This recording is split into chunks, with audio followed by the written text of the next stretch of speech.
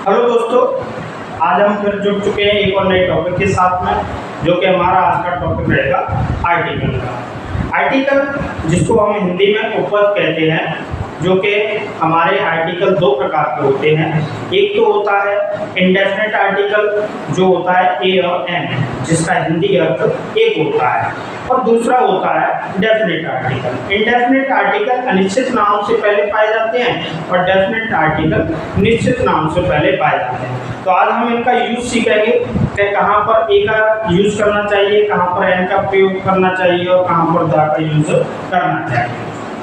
तो हमारा use of ए और एन, यानी कहाँ हमें ए और एन का प्रयोग करना चाहिए।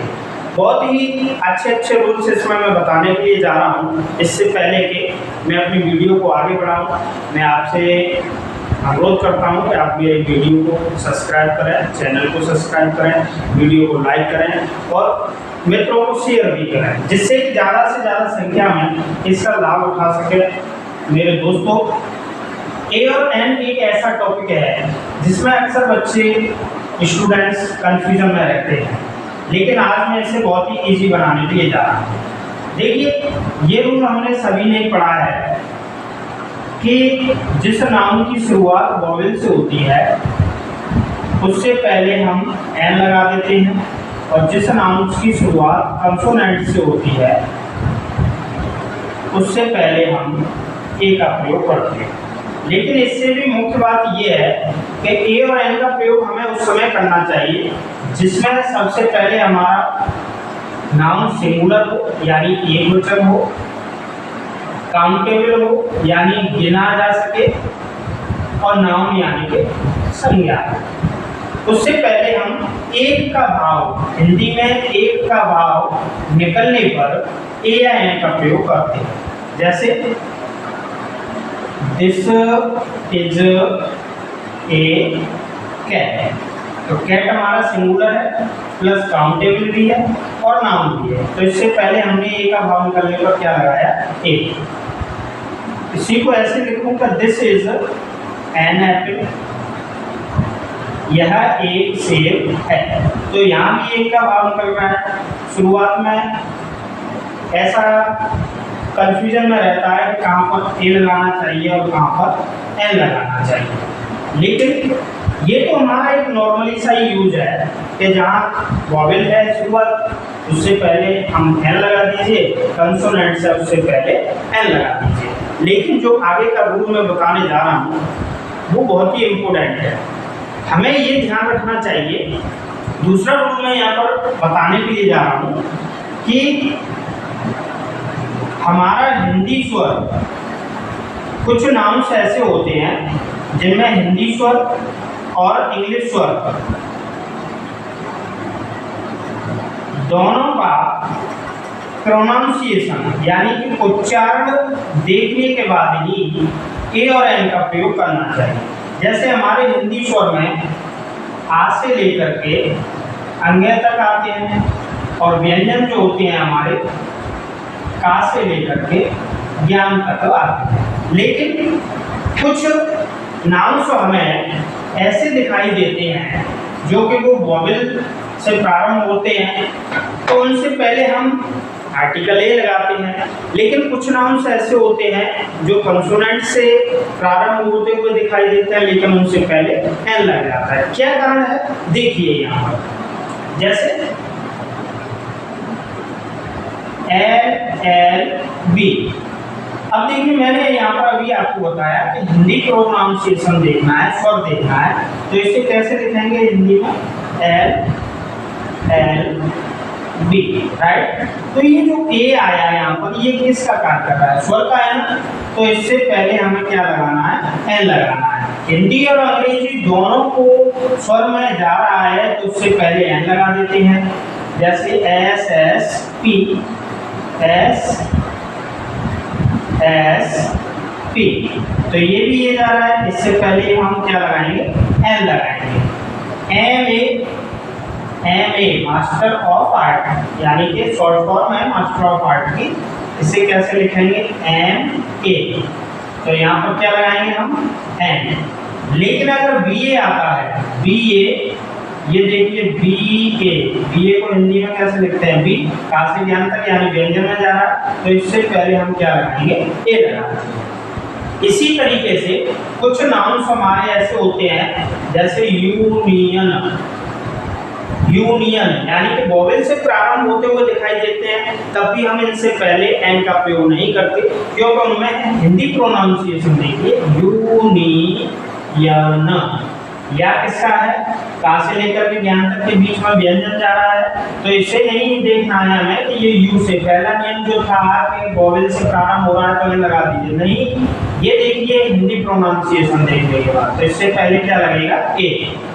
यूनिटी, इससे पहले भी ए। यूनिफॉर्म, यूनिफॉर्म, इससे पहले भी ए। लेकिन एक और देखिए अम्ब्रेला, UMBRELLA,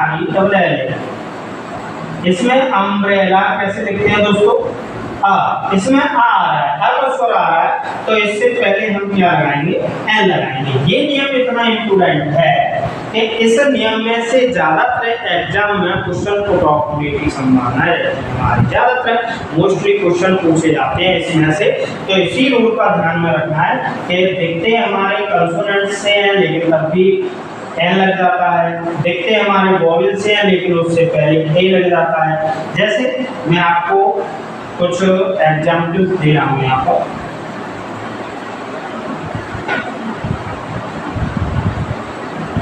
मोहन इज खाली जगह यूनिवर्सिटी स्टूडेंट, मोहन एक यूनिवर्सिटी का स्टूडेंट है, तो यहाँ पर क्या आना चाहिए, ए या एन, तो यूनिवर्सिटी, यू, तो यहाँ पर कुछ बच्चे, कुछ मेरे दोस्त ये सोचेंगे कि यू आ गया तो एन लगा दीजिए, लेकिन नहीं, यहाँ पर क्या लगेगा, ए लगेगा, ए यूनिवर्सिटी स्टूडेंट, ठीक है। मिस्टर मोहन इज खाली जगह MLA, तो देखिए MLA, तो दोस्तों क्या बना, ये ए बना, तो यहाँ पर देखना कंसोनेंट्स है लेकिन प्रोनाउंसिएशन हिंदी का वो निकालने पर यहाँ पर हमारा क्या आएगा, एन। तो ये नियम इतना जरूरी हो जाता है कि हमें किस तरीके से ए और एन का प्रयोग करना चाहिए। इसके अलावा हमारा एक और नियम है जो ए और एन के यूज में बहुत ही इम्पोर्टेंट रहता है, लेकिन सबसे पहले मुख्य जो बात है हमें ये ध्यान रखना है ए और एन के प्रयोग में कि हमारा सिंगुलर नाउन हो, काउंटेबल हो और नाउन हो, ये तीन चीजें हमारी ध्यान रहेंगी तो हमें कोई प्रॉब्लम नहीं आती है।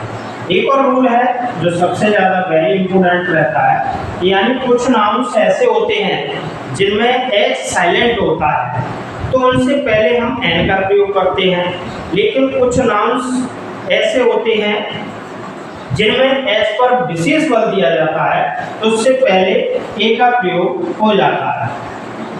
जैसे HOUR, इसमें एच कैसे साइलेंट है, उससे भी बेहतर अगर आप मेरा नियम याद रखेंगे कि हिंदी और अंग्रेजी दोनों का प्रोनाउंसिएशन देखिए, इसे हावर न कह करके इसमें एच साइलेंट रहता है, इसे बोलते हैं आवर। क्या बोलते हैं दोस्तों, आवर। तो ये आ शब्द हुआ वो स्वर में गया तो इससे पहले हम क्या लगाएंगे, एन लगाएंगे। ऐसे दूसरा एग्जाम्पल ऑनेस्ट, इसे हॉनेस्ट नहीं कहते हैं, इसे कहते हैं ऑनेस्ट, राइट। तो ये ओ किसमें गया, स्वर में गया हिंदी वाले में, तो इससे पहले भी एन। हाफ, HAL, इसे हाफ ना कहकर के आप कहते हैं, तो आप H silent and half an hour, half an hour, an honest, an hour. Hair, यानी इसे हेयर ना कह करके इसे कहते हैं एयर, उत्तराधिकारी, एयर, तो इससे पहले भी क्या लगाएंगे, एन। लेकिन हिस्ट्री, हिस्ट्री, हे पूरा प्रेशर जा रहा है दोस्तों, हे ही, इसमें हिस्टरी, तो इससे पहले क्या लगा देंगे, ए लगा देंगे। जैसे मोहन इज खाली जगह हिस्ट्री टीचर। मोहन एक इतिहास का अध्यापक है, तो यहाँ पर क्या लगेगी, ए। लेकिन इसी में ये लगाएं, आई एम खाली जगह ऑनेस्ट बॉय, तो I am an honest boy, मैं एक ईमानदार लड़का हूँ। तो इस नियम का विशेष ध्यान रखना है, जिसमें एच साइलेंट रहती है उससे पहले हम एन का प्रयोग करते हैं। इस नियमों को, इन एग्जाम्पल्स को ध्यान से देखिए दोस्तों, बार बार एग्जाम में आते हैं। ए और एन का विशेष यूज रहता है इसमें, जिसमें कि ये एग्जाम में बार बार पूछे जाते हैं। इसी कारण से जैसे कुछ हमारे एग्जाम्पल्स ऐसे होते हैं जो कंपटीशन लेवल के तरीके से बहुत ही इम्पोर्टेंट होते हैं, तो ये हमारा, इनको छोड़ करके कहीं भी वॉवेल और कॉन्सोनेंट्स को देखिए तो उनमें कोई प्रॉब्लम नहीं होती है। ए और एन लगाते चलिए। अगली वीडियो में हम आर्टिकल द का प्रयोग करेंगे। आर्टिकल द का यूज बहुत ही लेंथी है, उसमें बहुत सारे ऐसे इम्पोर्टेंट रूल हैं जो हिडन मिस्टेक्स रहते हैं, उनको डिटेल से करेंगे। सेकंड वीडियो में मैं आपको लेकर के आता हूँ आर्टिकल द का प्रयोग कहाँ पर यूज होता है, कहाँ पर नहीं होता है। एन, ए और एन की भी मैं एक्सरसाइज कराऊंगा आप लोगों को, आप करेंगे, सीखेंगे। इससे पहले कि दूसरी वीडियो लेकर के आप पढ़ते रहिए, सीखते रहिए मेरे साथ में। गारंटी देता हूँ कि कुछ ही महीनों में आपकी अंग्रेजी बहुत ही अच्छी होगी, कंपटीशन लेवल की होगी। मिलते हैं अगली वीडियो के साथ में, जब तक के लिए keep watching, take care, going in study, thanks.